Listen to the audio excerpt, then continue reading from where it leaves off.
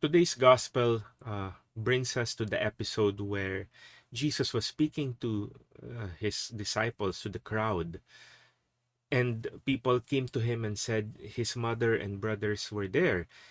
And instead of stopping what he was doing, he said to them, "Who are my brothers? Who are my sisters?"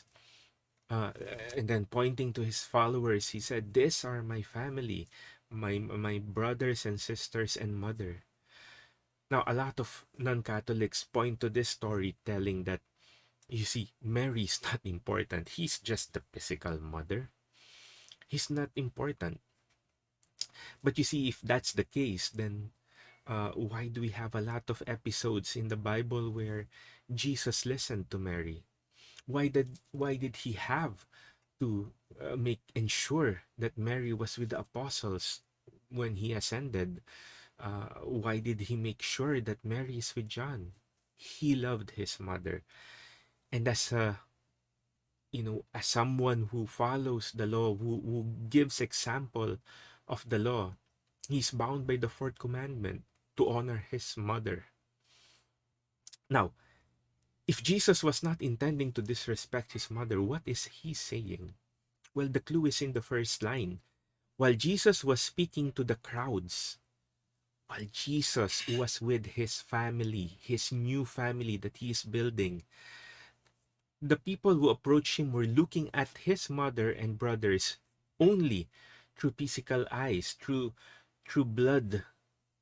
But Jesus is trying to build God's kingdom, which is far more important than our relationship by blood. Not that it's not important, but he was doing something for his spiritual family, and that is far more important.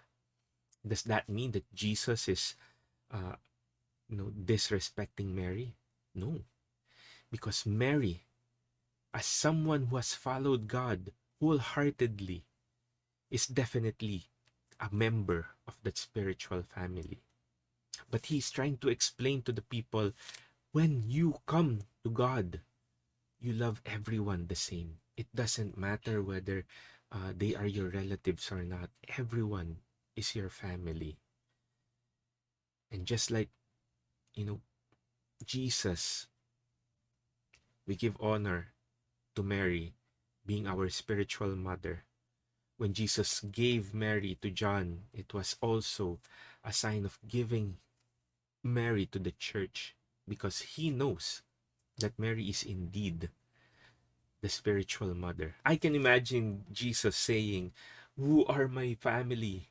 And then notice that he put Mary this time, the mother, the word mother, he put this time at the last, giving it some endearment.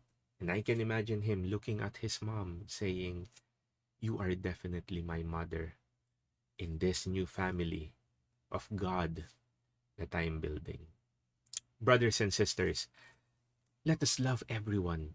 God sends us people, whether they are our relatives or not.